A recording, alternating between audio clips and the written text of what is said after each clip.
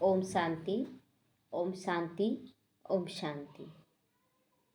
आज बहुत सुंदर कहानी के माध्यम से हमारे अंदर जो अहंकार आ जाता है उसे समाप्त करने के लिए कहा बताया जा रहा है।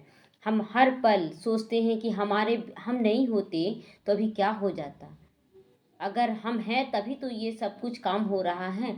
ये भी एक अहंकार है। आज बाबा भी बोला ना कि मियाँ मिट्ठू भी नहीं बनना है, कि हम बहुत अच्छा कर रहे हैं, बस करते चले जाना, ये बाबा की नज़रों में आना चाहिए। तो आज इस कथा के माध्यम से हम लोग समझेंगे। अशोक वाटिका में एक बार सीता पर रावण को बहुत गुस्सा आ गया। बार बार मनाने के बावजूद जब सीता नहीं मानने लगी तो रावण क्या किया, अपना तलवार निकाला, बोला आज तो उसको ख़त्म कर देंगे। तो हनुमान को बड़ा गुस्सा आया और बोला कि हम तो उसको रोकेंगे ज़रूर, उसको कुछ भी कर देंगे। लेकिन जैसे ही सोचा पेड़ से कूदेंगे और रोकेंगे, तब तक देखता है कि उसकी पत्नी जो मंदोदरी थी तो वो सामने आ गई और बोलती है नहीं स्वामी, ये बहुत बड़ा हत्या का पाप आप पर हम नहीं चढ़ने देंगे। रोक दी उसको समझाकर। तो फिर हनुमान जी सोचे कि अगर हम बचाते, तो मन में आ जाता ना कि अगर हम यहाँ हैं तभी तो बचा पाए, नहीं तो कौन बचाता। लेकिन भगवान जगह जगह पे किसी न किसी को रखा है हमारी रक्षा करने के लिए, अगर हम भगवान की याद में रहते हैं। सीता हमेशा राम की याद में ही रही, भल शोक वाटिका में रही, लेकिन याद तो में रही ना। उसका बाल विवाह का कोई नहीं कर सका, कोई छू तक नहीं सका। उसके बाद दूसरा ही उसी में कहानी है कि गद वो बहुत हैरान रह गए। उसके बाद दूसरा कहानी है कि जब त्रिजटा जो रहती है वो बोलती है कि हम आज स्वप्न देखें कि एक बंदर है वो पूरे लंका को आग लगा रहा है। तो हनुमान जी सोचे कि अब कौन देगा इसको, मतलब आग कौन देगा, कैसे आग लगाएंगे हम, कुछ तो सामान मेरे पास नहीं है। तो सोचने लगे हनुमान जी, फिर सोचे कि चलो ठीक है, जो होगा देखा जाएगा। तो अचानक ही सबको खबर मिला कि वानर घुस गया है लंका की वाटिका में, अशोक वाटिका में लंका में घुस गया है एक वानर। और उसको पकड़ने के लिए सभी लग गए, मारने के लिए, कि लगता है कोई दूत है, कोई दूत है बोलने लगे। तो बोले कि नहीं, इसको है ना कुछ मत करो, पाप मत चढ़ाओ, इसकी पूंछ में भी आग लगा दो कपड़ा बांध कर। तो अब हनुमान जी सोचे कि देखो, सारा इंतजाम तो भगवान देते हैं, हम सोचते हैं कि हम कैसे करेंगे, क्या करेंगे। जब लंका में आग लगाना है तो भगवान इंतजाम भी दे दिए। तो इस तरह से हम लोगों के जीवन का ये कहानी है। महावीर कौन है? हम बच्चे हैं। और हम लोग हर पल सोचते हैं ना कि हम कर रहे हैं, हम कर रहे हैं। ये बहुत बड़ा अहंकार है। और बाबा कहता है यही देह भान को समाप्त करो। करण करावन हार बैठा हुआ है, करण हार हम बस किए जा रहे हैं, उसकी आज्ञाओं पर चलते जाना है बस। और अपनी स्थिति को चेक एंड चेंज करते जाना है। कौन कैसे कर रहा है, क्या कर रहा, हम कितना कर रहे हैं। कोई कितना भी बड़ाई कर दे कि आप बहुत अच्छे हैं, आप तो बहुत अच्छा कर रहे हैं, ये स्वीकार कर लेना, ठहर जाना है। स्वीकार ही नहीं करना कि हम कुछ कर रहे, करना कराने वाला करा रहा है। हो सकता है कि हम नहीं बैठते तो कोई और बैठ जाता। इतने समय से 88 साल से बाबा का ज्ञान चल रहा है, तो कौन चला रहा है? हम चला रहे हैं या कौन चला रहा है? कोई भी निमित्त नहीं। आज वो चला गया, ब्रह्मा बाबा भी क्या है, निमित्त मात्र है। उनके जगह में देखिए आज कितने भाई बहन तैयार हो गए। ब्रह्मा बाबा भी अव्यक्त होकर पाठ निभा रहे हैं। लेकिन करण करावनहार शिव बाबा हैं, हम सिर्फ उनकी आज्ञाओं पे चल रहे हैं। ये हमारा सौभाग्य है। हम अपना भाग्य बना रहे, ये हमारा सौभाग्य है। तो इसीलिए बाबा हमेशा कहता है कि बच्चे अहंकार मत करो, किसी भी बात का अहंकार नहीं। बस अपना जो बाबा हमें सौंपा है ना जो कार्य, उसको एक्यूरेट करना है, अपना कार्य। आज भोली दादी के बारे में बहुत सुंदर एक न्यूज़ मिला कि भोली दादी न मुरली सुनती थी, न सुनाती थी, न 7 डेज कोर्स कभी करवाई। और जब वो आई थी ना तो प्रेग्नेंट थी। ये बात तो सब जगह नहीं पहुंचा है, लेकिन वो आई और उसके बाद इतना एक्यूरेट वो सेवा की भंडारी का, इतना एक्यूरेट। कोई उनको गाली भी देता था, गाली का मतलब डायरेक्ट गाली नहीं है, लेकिन बहुत चिड़चिड़ा कर बोलता था कि ये खाना नहीं बना है, ये अच्छा खाना नहीं है, ये अच्छा खाना नहीं है। और उसके बावजूद वो शांत रहती थी, कुछ नहीं, कोई दुख सुख की फीलिंग नहीं। तो उसके बाद फिर थोड़ा देर के बाद बोलता था कि हमको खाना दो, तो बोलते कि क्या खाना है, ये खाना है, तुरंत बनाकर हाजिर कर देती थी। इतना मतलब सबका दुआ जमा की ना। और उसके बाद एक बार बाबा बुलाया भी, भोली बच्ची कहाँ है बुलाओ, तो खबर भिजवाया गया। तो भोली दादी बोली कि बाबा मैं अभी सेवा कर रही हूँ। तो फिर बाबा को खुद आना पड़ा। उनके मन में छल ये भी नहीं कि अब ये कहानी सुनकर हम भी किसी का डिसरिगार्ड कर दे कि हम नहीं जाएंगे। तो हम उनके भाव में क्या था, एकदम ये बोलते ना कि नादानी जो बोला जाए, एकदम छोटा बच्चा जो अपनी सेवा में मगन है, वो भाव था उनके अंदर, दिखावा नहीं था कि हम भी नहीं जाएंगे। अभी अगर हम लोग सुन रहे हैं कि नहीं गई, फिर भी वो अष्टरतन में आ गई। अब हम भी है ना जो सेवा कर रहे करते रहेंगे, हम सुनेंगे नहीं कि तो नेगेटिव चीज़ नहीं पकड़े, पॉजिटिव चीज़ पकड़े। क्योंकि हमारे अंदर भावना में आता है, जैसे कि हम लोग बैठे हैं ना, योग में बैठते हैं, तो योग में शुरुआत में ऐसा होता था ना कि नहीं, योग में बोला जाता है ना एकदम साइलेंस में बैठ जाना, कुछ सुनाई दिखाई नहीं देना। अगर कोई जवाब कोई पुकार भी रहा ना, तो बोलते थे नहीं फिर योग भंग हो जाएगा, नहीं आवाज़ देंगे, योग भंग हो जाएगा। अगला चिल्ला रहा चिल्ला रहा, वो गुस्साएगा कि नहीं, फिर आके वो गुस्सा रहा, कान में तो आवाज़ जा रहा है ना कि कोई आवाज़ दे रहा है, हम नहीं, इग्नोर कर दे रहे हैं। तो ये हमारा योग तो वैसा नहीं है कि एकदम हम परम धाम पहुंच गए, सच में हमको सुनाई नहीं दिया, ऐसा तो स्थिति नहीं है। लेकिन हम जानबूझ के किए तो इस पे पाप चढ़ जाता है, ये विक्रम चढ़ जाता है। तो ये सब हम लोगों को अपने अंदर, अगर सुनाई दे रहा है साइलेंस से उसके पास जवाब देंगे, उसको उसको बेचैन क्यों करने दें। तो ये सारा कुछ बहुत सुंदर सुंदर बात जो है ज्ञान के माध्यम से हम लोगों को बाबा बहुत अच्छे से सिखला रहा है। अहंकार हमें किसी भी बात का नहीं करना है, लेकिन एक्यूरेट जरूर करना है। आज एक बच्चा था, वो सोया हुआ था रास्ता में। एक कहानी में पढ़ रहे थे कि एक बच्चा सोया हुआ था रास्ते में, तो बादशाह का सवारी आ रहा था और उसको जगाया गया कि उठो बादशाह आ रहा है। बोले कौन सा बादशाह, ये तो अल्पकाल का बादशाह है, हम तो सदा काल के लिए बादशाह हैं। ये बादशाही तो उसका विनाशी है, जो भी उसके पास सब कुछ विनाश हो जाएगा, लेकिन मेरे पास जो बादशाही है वो कोई नष्ट नहीं कर सकता है।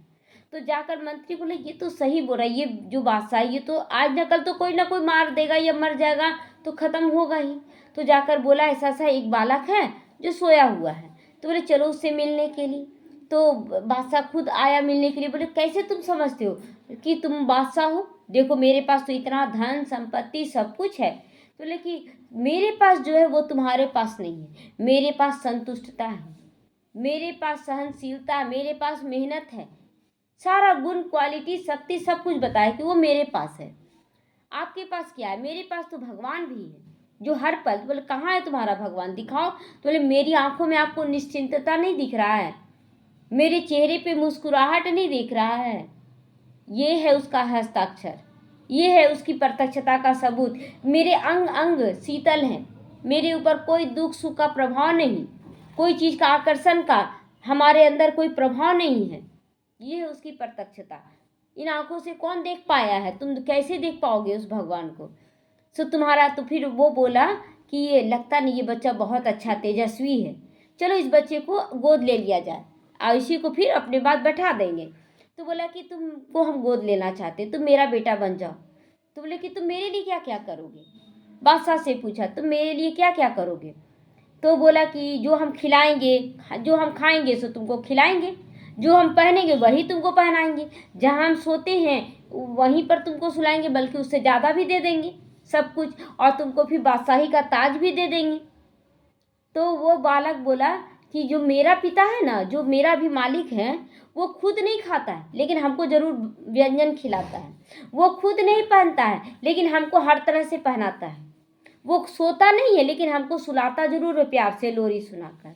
क्या आप ये सब कर सकते हैं, बिना खाए बिना पहने बिना सोए क्या सब कुछ का त्याग कर सकते हैं। तो बोले नहीं, हम तो ये नहीं कर सकते हैं, लेकिन मेरा जो मालिक है ना वो मेरे लिए ऐसा करता है।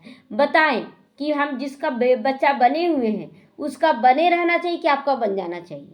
अब राजा सोच में पड़ गया कि अब क्या बोले, मतलब बनना तो चाहिए वैसा ही का, और मेरा बनेगा तो शायद हम मर भी जाएं। तो ये सब कुछ अभी भी अभी के समय में नहीं हो रहा है। अभी हम लोगों को चारों तरफ से लोग बोलते हैं ना ये देंगे वो देंगे ये कर लो, लेकिन अब मन में आता है आकर्षण किसी चीज़ का, किसी चीज़ का आकर्षण नहीं आता है। चलो ठीक है, सेवाओं के लिए जो है ज़रूरत वो कर रहे हैं। लेकिन एक आकर्षण जो होता है कि हम आकर्षण के वशीभूत होकर किसी पर मोहित हो जाएं, किसी में ताकत ही नहीं जो हमें आकर्षित कर ले, किसी में ताकत नहीं है। क्योंकि जो भगवान से अब मिला है ना, पहचान हम लोगों को समझ में आ गया है। क्योंकि आए हैं तो कलयुगी दुनिया से, सब कुछ था लेकिन मन में शांति नहीं था, सुख नहीं था। लेकिन अभी जो मिल रहा है ना वो अविनाशी है और हमसे कोई छीन भी नहीं सकता है। धन दौलत है, चलो ठीक है, कोई करोड़ों का धन दे दिया, हो सकता है कोई चोर डकैत आके लूट ले, और हो सकता है कि उसको चोरी डकैती करने में हमको ही जान मार दे, डर लगा रहेगा। लेकिन अभी जो हमारे पास जो बाबा हमें दे रहा है, क्या उसके लिए डर है? कोई चिंता है कि कोई छीन लेगा? हाँ, आ जाओ, हम लोग तो और इंतजार करेंगे, आ जाओ लेके चल जाओ। लेके चल जाओ का मतलब क्या है कि जो लेगा ना वो भी भरपूर और हम भी भरपूर हो जाएंगे, ऐसा है। शांति, शांति मेरे पास है। अगर कोई शांति मांग रहा है तो शांति देंगे, तो क्या शांति मेरा कम हो जाएगा क्या? कि और खुशी मिलेगा, चलो मेरे जरिए एक और बच्चा तैयार हो गया, शांति का डबल हो जाएगा। प्रेम करेंगे तो वो भी प्रेम करना सीख जाएगा, तो डबल हो जाएगा। तो जो परमात्मा हमें दे रहा है और जो व्यक्ति मनुष्य हमें देंगे, कौन सा ज़्यादा, किसका पलड़ा ज़्यादा भारी होगा? तो पलड़ा तो भगवान का दिया हुआ भारी हो रहा है ना। तो अब कोई भी आकर्षण आकर्षित कर रहा है, कोई भी कलर भी आकर्षित आजकल नहीं करता।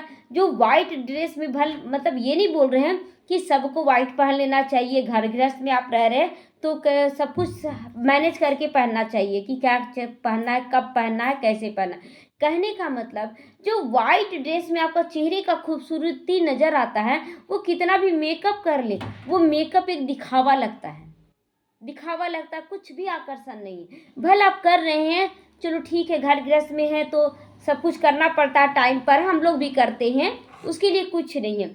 लेकिन अंदर से हमारा मन कैसा हो गया? अब एकदम सफ़ेद नहीं हो गया है, कोई चीज़ का चाहना नहीं है। लेने भी जाते हैं तो मन नहीं लगता कि ये ले वो ले, और उसके साथ साथ कितना चीज़ लेना पड़ता है, ये पहनना है, इसके साथ ये पहनना। वाइट के साथ कुछ भी ना पहने, केवल वाइट पहन ले, चेहरा खिल जाता है और एक अलग ही रूप निखर कर आता है, जो देह भान के अनुसार आकर्षित नहीं करता है। लगता है लोगों को भी ना कि ये कोई विशेष आत्माएं हैं, ये कोई फरिश्ते या देवी देवता हैं, ये सबको महसूस कराता है।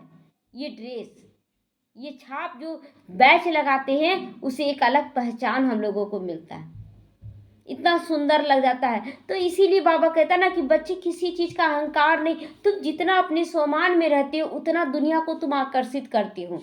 तुम्हारे पास कितना धन दौलत है, कितना तुम्हारे पास ऐशो आराम का चीज़ है, वो दुनिया को आकर्षण नहीं कर सकता है। और अगर दुनिया को आकर्षण भी कर लेगा तो आप कितनों को पूरा कर पाएंगे वो चीज़। लेकिन जो अविनाशी परमात्मा हमें दे रहे हैं, वो हम बेहद का लुटा सकते हैं, बेहद को दे सकते हैं। कोई कंजूसी नहीं कि मेरे पास ख़त्म हो जाएगा, जितना बांटेंगे उतना हमारे पास बढ़ता जाएगा। तो परमात्मा का दिया हुआ चीज़ और मनुष्य को दिए हुई चीज़ में कितना आसमान ज़मीन का अंतर है, आसमान ज़मीन का अंतर है। तो इसमें अगर कोई पूछे कि आप किसको चुनेंगे, तो देरी लगाएंगे क्या चुनने में? देरी एक सेकंड भी नहीं सोचेंगे, भगवान की तरफ हाथ रखें। तो आज भक्ति मार्ग में भी अगर किसी से पूछते हैं कि आप किसको चुनते, भगवान को, तो चुनते जरूर है भगवान को, लेकिन मानते नहीं हैं, मानते नहीं हैं, क्योंकि वो विनाशी चीज़ों का आदी हो चुके हैं। हाँ, मांगने के लिए भले भगवान को मान रहे हैं कि चलो उन्हीं से ना लेना है, तो भगवान को मान रहे हैं, लेकिन भगवान की नहीं मानना चाह रहे हैं लोग। और भगवान की मानने में क्या आनंद, वो क्या जाने। कहते हैं आनंद, आनंद जो है ना वो अतीन्द्रिय सुख को महसूस कराता, अंदर में आनंद महसूस होता है, कोई बाहरी दिखावा नहीं, लेकिन वो निश्चिंतता के रूप में जरूर दिखता है, वो हमारी मीठी सी मुस्कान के रूप में जरूर दिखता है। आज हम लोगों को देख कर ना बहुत लोग सोचते हैं कि कैसे इन लोग रहते हैं, मतलब जैसे एक समर्पित का जीवन है, तो वो लोग तो समर्पित हैं ही ना, उनका तो जीवन जो, चलो कोई बाल बच्चा नहीं है, परिवार नहीं है, चलो अपना समर्पित रूप से कर रहे हैं सेवा और अपना रह रहे जो भी है। लेकिन एक गृहस्थ में रहकर दोनों तरफ, आज एक मैसेज भी आया है कि दोनों तरफ का बैलेंस करना, ये बहुत बड़ी बात है। तो बाबा कहते हैं कि बच्चे, इस ब्राह्मण जीवन में बैलेंस की अत्यधिक आवश्यकता है, क्योंकि लौकिक में रहते अलौकिक जीवन जीना एक नॉलेजफुल आत्मा का ही निशानी है, बुद्धिमान आत्मा का निशानी है, क्योंकि दोनों तरफ का बैलेंस सभी लोग नहीं कर पा रहे हैं।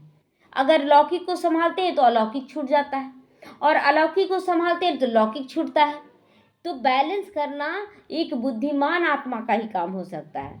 दोनों तरफ कैसे संभालें, तो नॉलेजफुल जो होगा वही इस ऐसे मैनेज करके चलेगा, पूर्ण रीति से बैलेंस बनाकर अलौकिक जीवन जीते लौकिक संबंधी को भी ठीक रीति से निभा सकता है वो। इसीलिए गुणों और शक्तियों की जरूरत है। बाबा कहता है अगर दोनों का बैलेंस करना है तो गुणों और शक्तियों दोनों का जरूरत पड़ता है। गुण और शक्ति बैलेंस करने में कभी कभी हम लोग मूंझ जाते हैं। इधर सेवा है और इधर अचानक से बीमारी आ गया किसी का, परिवार के सदस्यों का, हम सोचने लगते हैं कि अब इधर करें कि इधर करें, लेकिन उस समय हम भूल जाते हैं कि ये करण करावन हार कौन है, उसको भूल जाते हैं और हम सोचते हैं कि हम ही करेंगे। और हम क्या करते हैं, अच्छा सेवा को टाल दो, आज नहीं करेंगे कल करेंगे, और फिर बीमारी में हम लोग लग जाते हैं। अच्छा, जब आप बीमारी में लग जाते हैं उसका ठीक करने में, क्या आप ठीक करने में सक्षम हो जाएंगे? कभी नहीं सक्षम हो जाएंगे, कभी भी नहीं सक्षम होंगे। बोलेंगे कि नहीं करेंगे तब तो उसके दिल में भी जगह बनाएंगे, वो भी गलत है। लेकिन अगर आप बाबा को सौंप कर उसका करके सेवा और समय पर आप सेवा कर लेते हैं बाबा के भी, तो उधर जिम्मेवारी बाबा निभा लेता है। बाकी आपका जो कर्तव्य वो कर्तव्य करके फिर न्यारा हो जाए, बाकी कर्तव्य बाबा पर सौंप दे, बाबा आपसे बढ़िया निभाएगा। इसका कई उदाहरण है, प्रैक्टिकल में कितने उदाहरण है कि लोग छोड़कर चले गए मधुबन और इधर सब कुछ ठीक हो गया बाबा का। अच्छा, एक कहानी जो सुनते आए कि एक माता का जो बच्चा नहीं था वो चली गई मधुबन, तो वो चलो सुन लिए। अभी देखिए, एक माता जा रही थी मधुबन जा रही थी, तो आज निकलना है और एक दिन पहले ना उनके ससुर का हार्ट अटैक आ गया रात में, और आज सुबह निकलना है। सुबह अमृत वेला जब हुआ था, पिछले साल का बात है, तो वो तुरंत कॉल की, दीदी क्या करना चाहिए, ससुर का ऐसा हो गया है, हार्ट अटैक आया है और हम लोगों को आज निकलना है, हम क्या करें? तो बोले कि आप रह लेंगे तो ठीक हो जाएगा क्या? तो बोले नहीं, तो आप निकल जाइए, मधुबन के लिए आप निकल जाइए और बाबा को सौंप दीजिए, योग लगाइए कि सब कुछ अच्छा हो रहा है, ये माया है और कुछ नहीं। वो बहन फिर मान भी ली, तो तुरंत निकल गई तो उनके युगल को बोली कि देखिए बाबा है, हम लोग का तो जाने का टिकट है, आप दिखा लीजिए। डॉक्टर कोई मिल नहीं रहा था, युगल गए दिखाने के लिए, कोई डॉक्टर नहीं मिल रहा था। फोन जा रहा था उनके पास, वो बोली बाबा आप ही जाओ, आप जाओ बैद्यनाथ बन के, बाबा मेरे ऊपर कलंक ना लगे कोई तरह का। तो इधर क्या सुनती है कि एक साधारण सा डॉक्टर था, ज़्यादा हाईफाई डॉक्टर नहीं था। युगल को पता चला और वहाँ ले गए, बहुत कम पैसे में उनका इलाज हुआ, और इलाज भी ऐसा हुआ ना कि बीमारी एकदम लुप्त हो गया। और वो आकर अपना अनुभव सुनाती है कि दीदी शायद हम रहते तो हो सकता है बड़ा डॉक्टर, मतलब कहीं भी जाते, पैसा भी बहुत खर्चा होता, क्या होता, लेकिन अभी क्या है, सब कुछ ठीक हो गया है। सब बहुत पहले से जो बीमारी था वो एकदम खत्म हो गया। अच्छा हुआ कि बुरा हुआ, इसके लिए हिम्मत चाहिए। हम लोग हिम्मत ही नहीं कर पाते हैं, समय आता है हिम्मत से हार जाते हैं कि हम कैसे करें क्या करें, फंस जाते हैं लौकिक जीवन में। इसीलिए बाबा कहते हैं कि बच्चे तुमको बैलेंस करना आना चाहिए, इसके लिए गुणों और शक्तियों की जरूरत पड़ती है।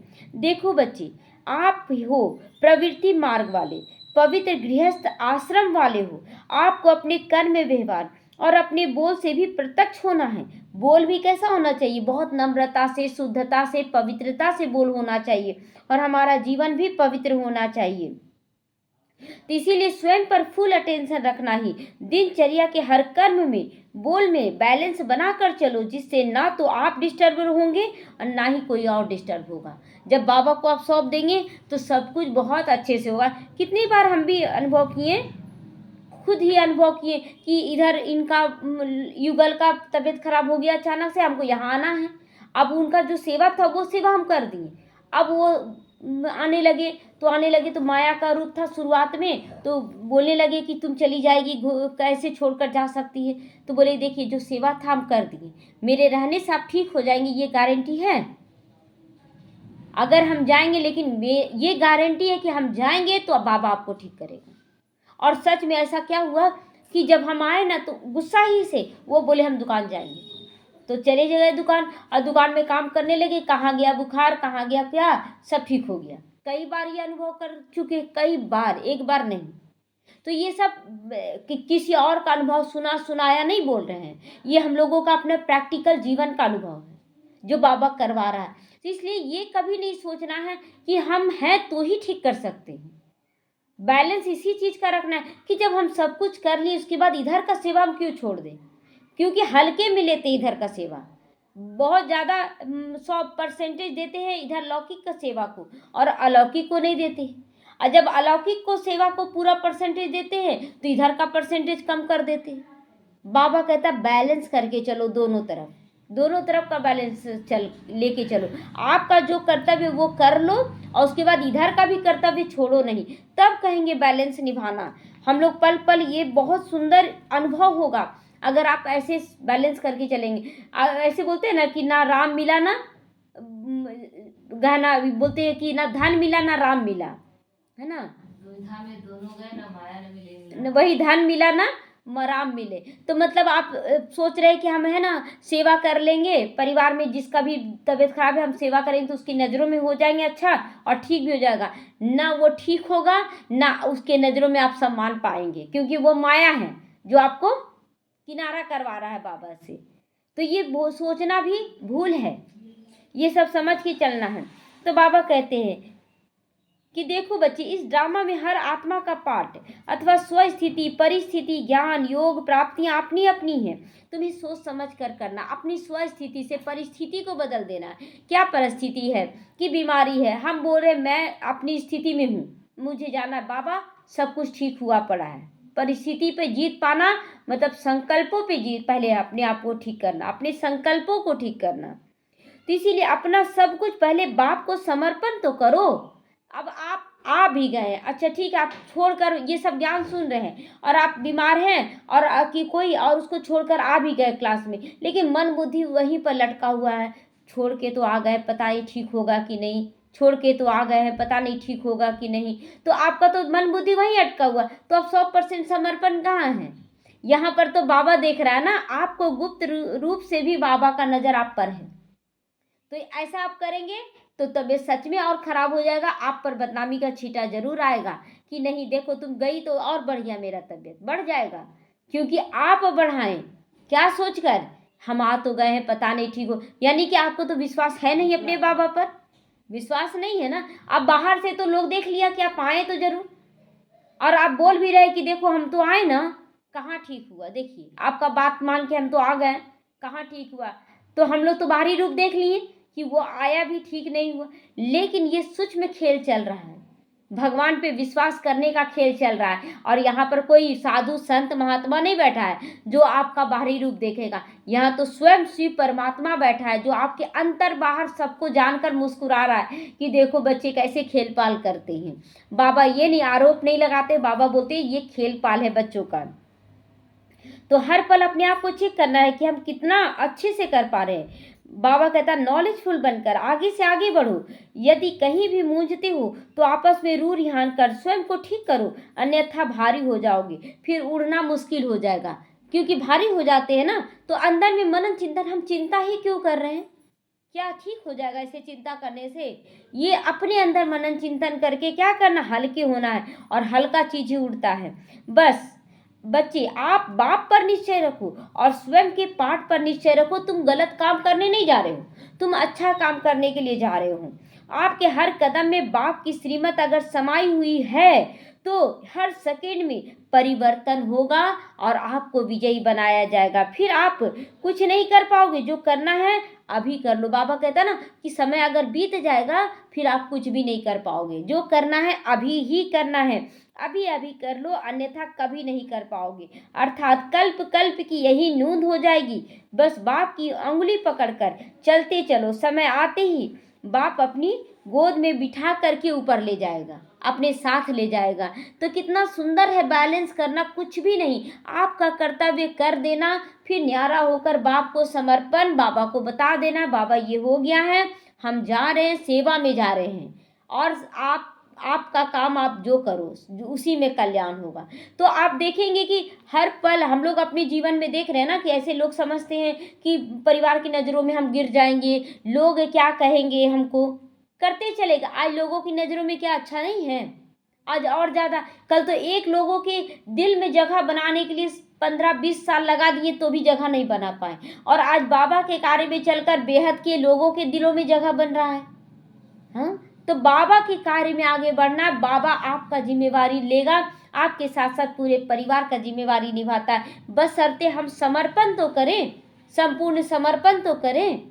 तो इस समर्पण का वैल्यू है, और इस समर्पण से ही हमारा नंबर आगे होता है। तो भोली दादी वही समर्पण की सब कुछ, और उसके बाद वो करते हुए भी डिटैच रही हर चीज़ से, कोई फर्क नहीं पड़ा उसको कौन क्या बोल रहा, गलत सही कुछ नहीं, बस वो कर्तव्य का पालन करती गई, और इसी से वो अष्टरत्न में आ गई। तो हम भी अष्टरत्न में आ सकते हैं, बशर्ते हम एक्यूरेट चलें।